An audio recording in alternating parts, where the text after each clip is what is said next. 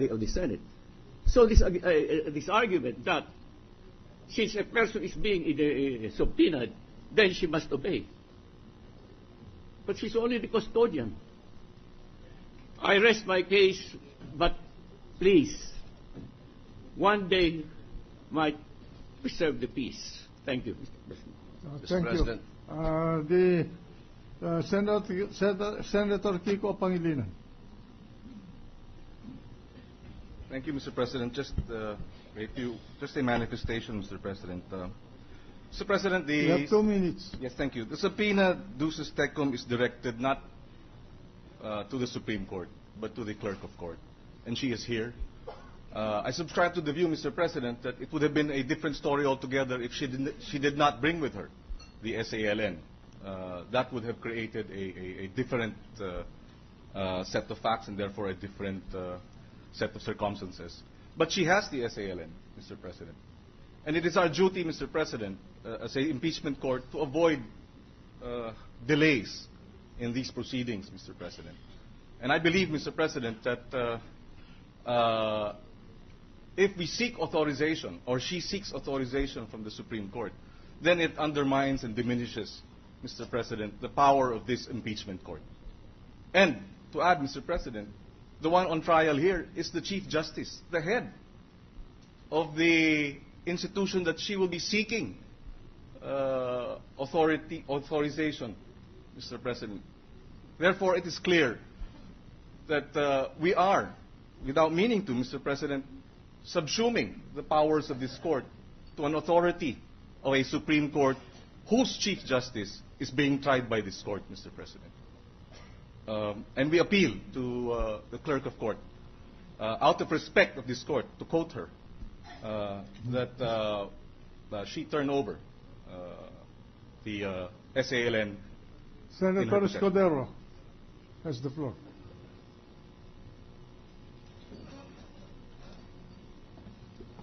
Thank you, Mr. President. Just a brief manifestation, some queries.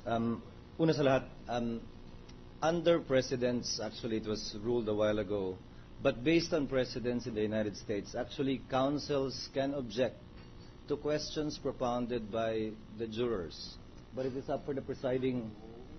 No, again, I'm citing precedents, Mr. President, Your Honor, whether we follow it or not, but there are such precedents in other jurisdictions. Also. My point, Mr. President, is this.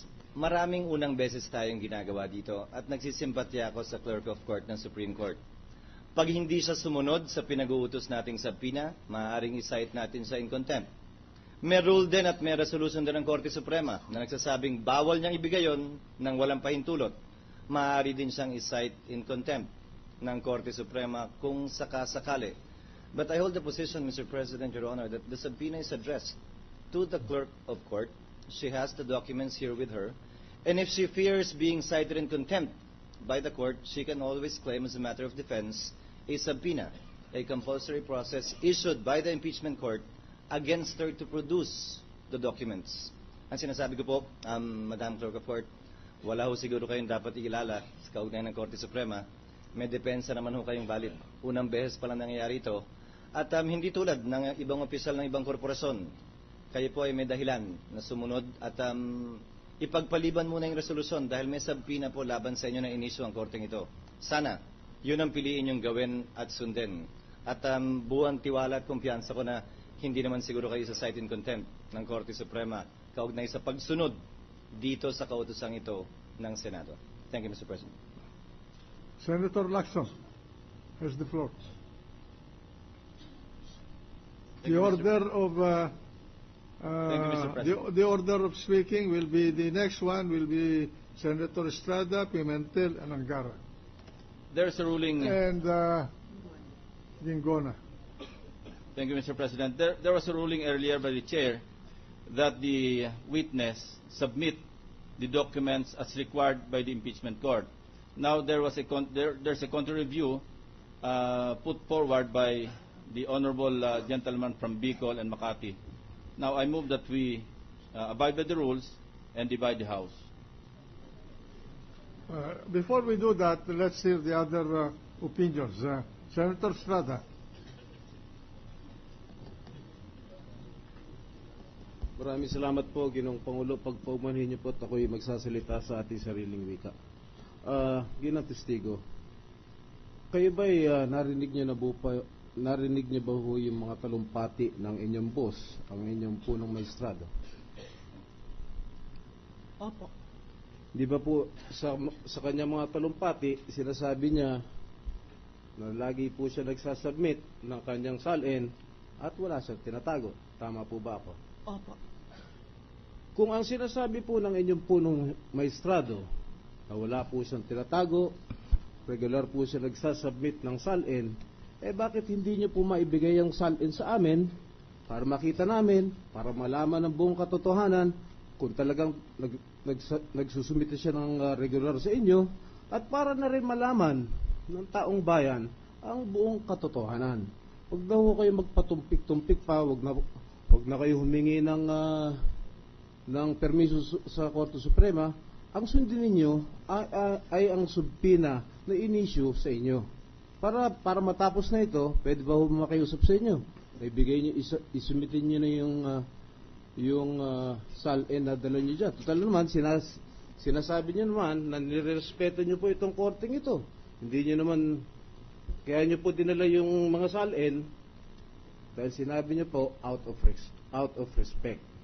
Ngayon, ako bilang isa pong hukom dito sa impeachment court, ako'y nakikiusap sa inyo na kung pwede, ibigay nyo na po sa aming clerk of court yan para maumpisahan na po natin at para ma-determine natin kung talagang merong ill-gotten wealth o kung ano man. Pwede po ba yun?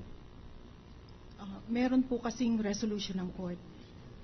Ang resolution po ng court nagsasaad na ang request ay fina-file lang sa clerk of court. Kaya po, nag-a-ask po ako ng authorization sa court bilang kawani po ng Korte Suprema. At ang Chief Justice po ay isa lang po sa mga maestrado. Mismo and there are ang 15 nasasakdal justices dito po. ay ang punong maestrado. Tama po ba? Opo. Sa mismo, sa kanyang mga talumpati, sinasabi niya, wala siyang tinatago, regular siya na nagsasubmit ng kanyang Statement of Assets and Liabilities and Net Worth sa inyo. Opo. Kung talagang walang tinatago, ang inyong boss, ang ating punong maestrado, baka pwede nyo nang ibigay sa amin yan.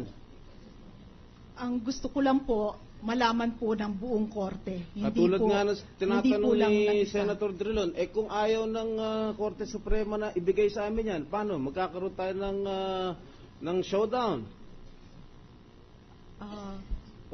Ang hinihintay ko lang po ay magkaroon authorization out of courtesy. Sa palagay ko naman po, ibibigay po ng korte ang Sa salin na palagay to. mo, hindi naman ikaw ang Korte Suprema. Kung hindi nga po ibigay, paano po yun? Ano naman po, wala pong dahilan Hanggang para kailan ibigay. mo kami maghihintay? Ang hinihintay ko lang po, kasi po nailagay ko po sa agenda ng Tuesday, iti-take up po Ibig ng niyo po court sabihin, ng sa Tuesday. susunod na Martes pa tatalakayin yan? Ang korte po ay nagse-session po tuwing Tuesday. Ibig niyo ho sabihin, maghihintay pa ho kami hanggang Martes para makuha namin ang salin na dala-dala mo na ngayon. Kasi po ang Supreme Court po may sarili pong rules and ako po ay kawani ng Supreme Court, so dapat din po nasundin ko po ang rules ng Supreme Court. You know, Gaya ng pagsunod ko din po sa rule sa inyong mga directives.